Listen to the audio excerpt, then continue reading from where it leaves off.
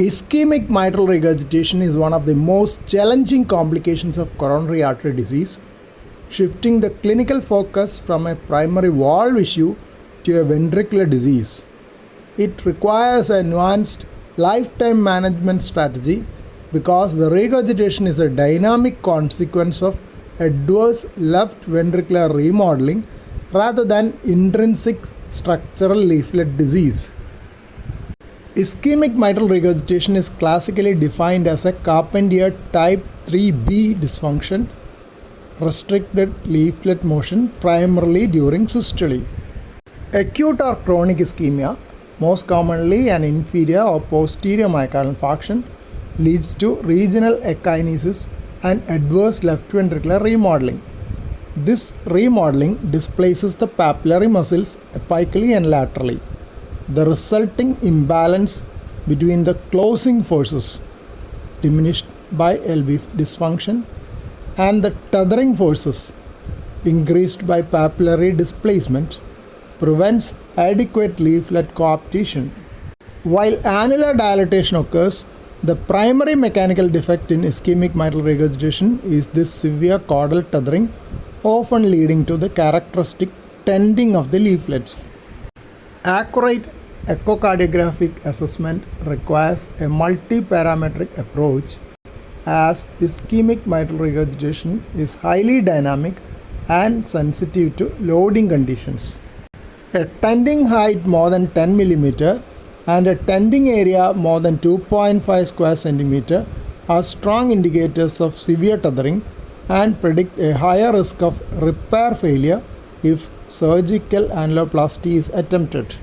Coaptation depth. Abnormal coaptation depth reflects the severity of papillary muscle displacement.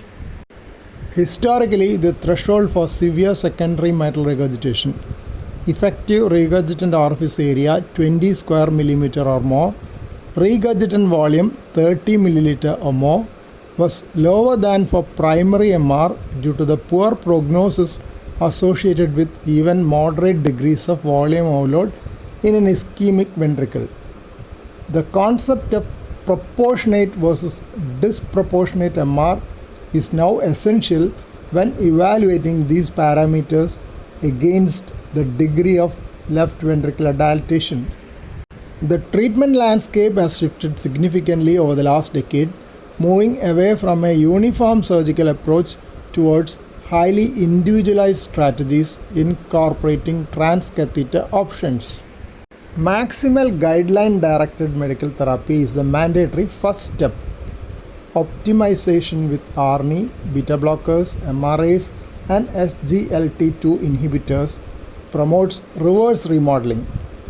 Cardiac resynchronization therapy should be utilized if electrical dysynchrony is present, as it can directly improve coordinated papillary muscle function and reduce severity of MR. For patients undergoing coronary artery bypass grafting, addressing moderate or severe ischemic mitral regurgitation simultaneously is common, but isolated surgery for ischemic mitral regurgitation is controversial. Repair versus replacement.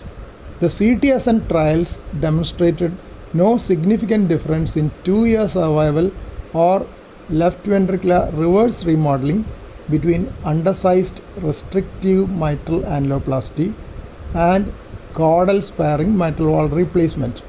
However, repair was associated with a significantly higher recurrence of moderate to severe mitral regurgitation.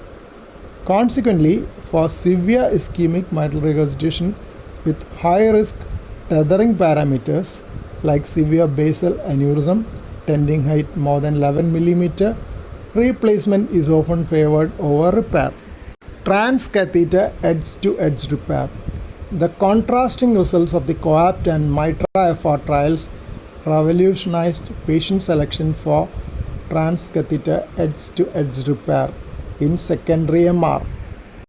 The COAPT phenotype, disproportionate MR. Patients with severe MR, larger effective regurgitant orifice area, but without extreme left ventricular dilatation, derived a massive survival and symptomatic benefit from TEER. The MR in these patients was disproportionately severe relative to their LV dysfunction. The Mitra FR phenotype, proportionate MR. Patients with massive LV dilatation where the MR was simply proportionate to the severely remodeled left ventricle did not benefit from TEER. Their primary issue was end-stage pump failure, not the volume overload of the valve.